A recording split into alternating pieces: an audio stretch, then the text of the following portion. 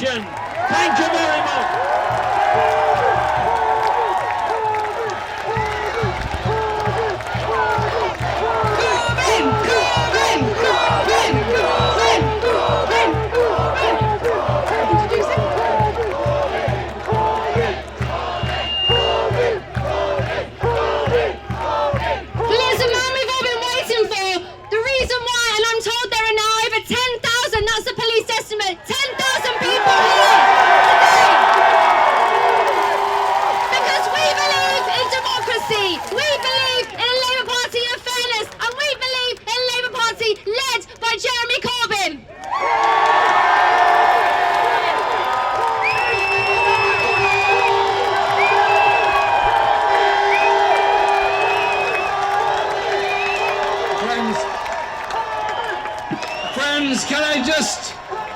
Friends, please, straight after we won the leadership election last year,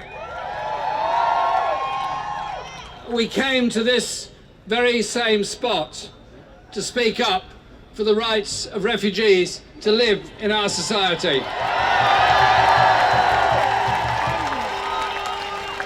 And one of the horrible disfigurements of our society is racism, is intolerance, and the violence that's often associated with it. And sadly, this has increased over the last few days. Can we all agree we are going to unite together as one people, one society, one community to oppose racism in any form?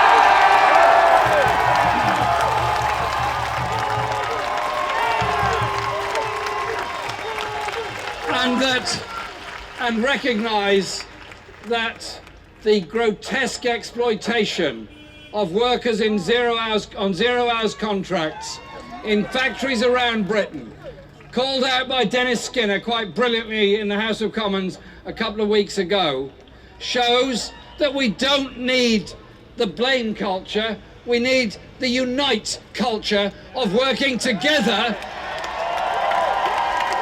for the social justice to which we all aspire.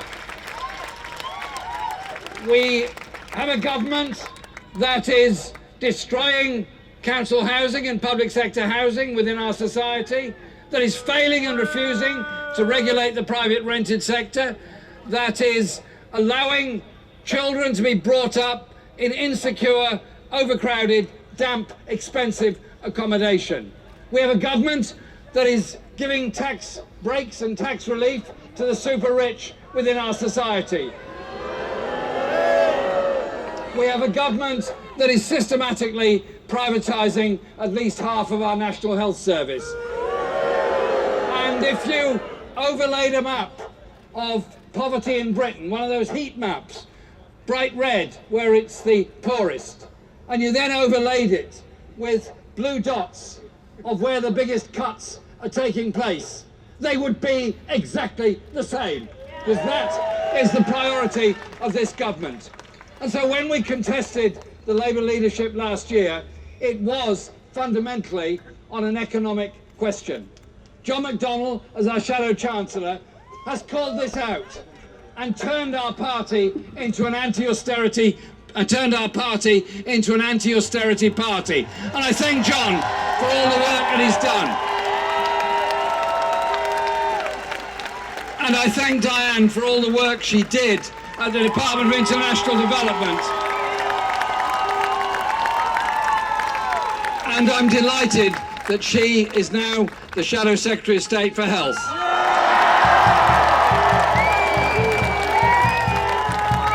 Because all these issues have to be linked together, fundamentally, to economic inequalities within our society.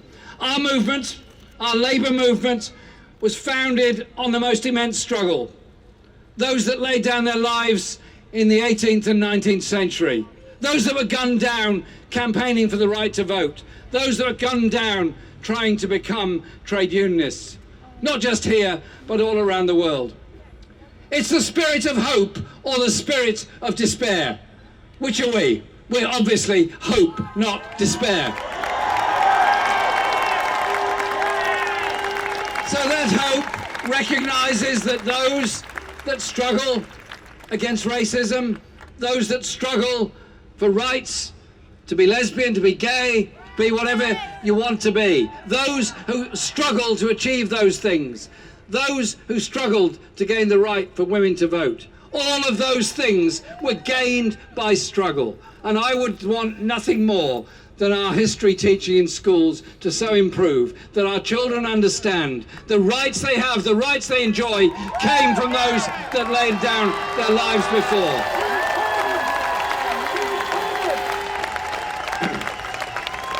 But it's also about the kind of society and kind of world we want to live in. I've mentioned refugees, I've mentioned economic injustice, I've mentioned the services that we have. But we also have to think about our natural world and our environment. Either we live in the natural world and accept we have to sustain it by defending it, or we grotesquely exploit it. This is why I was so pleased when John, on the first budget statement that he did, asked for and did an environmental audit of the effect of that budget. So I want to see a government in Britain that does house people, that does protect and defend our environment, that does protect and extend our health service, but also reaches out with attitudes in society. We have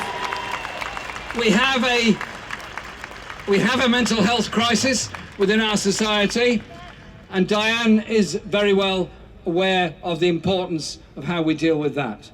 So if I may say so, it's also a question of our own attitudes towards those that are going through stress or crisis, how we change that and recognise that we suffer stress through economic injustice, through inequality, through work, through debt, a whole lot of things. But we have to also think of how we behave ourselves. And so I just ask you this very carefully and very specifically. When we disagree with each other, as we sometimes do, when we disagree with other people, as we sometimes do, if we hurl abuse at each other, I hurl abuse at you, you hurl abuse at me, I hurl it back. The first 2 or 3 times it's quite funny, or can be.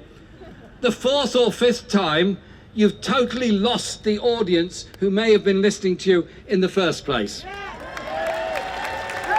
So we pursue the politics of justice, of equality, of human rights, of peace around the world, but we also pursue the politics of respect of how we treat each other. And so that way we build greater unity. That way we build a unity of people. I do not want to live in a country where there are people sleeping on the streets while the mansions are kept empty. I do not want us to walk away from any international conventions on human rights and replace them with something else. Because to me, human rights are universal, not national. And so the political atmosphere we have is about challenging those orthodoxies. But it's also about challenging an economic orthodoxy that has been on the rampant march for 30 years or more. When Reaganomics took over in the United States, when Thatcher took over in Britain and destroyed the manufacturing industry and so much of the economic base of our society, the whole agenda was the redistribution of wealth away from the majority to a very small, very wealthy majority, otherwise known as rolling back of the state and rolling back of the role of the community in the provision of services. I don't want to be somebody that says to young people, sorry, you're not going to have it as good as we did because the nation can't afford it, and sorry, your children, our grandchildren, are not going to have it as good as you are because the nation can't afford it. And we then cascade inequality and poverty and debt down the generations? Or are we to say that the brilliance of technology, the brilliance of science, the brilliance of engineering can, should, and must be the tool and the opportunity for the redistribution of wealth, for the opportunities of equality, and that we develop an economy that excites people and mobilizes a whole generation that have been told they only have to look forward to a lifetime of debt in the future. That's why the movement we now have in Britain, the movement for social justice and the movement for equality, is so strong, why it reaches out so broadly. Because we learn from each other, because we learn from the values of each other, because we learn from the history of each other, because we learn from the tolerance of each other, for whatever grouping, ethnicity, faith we happen to be. That is where unity comes in, and that is what makes us strong.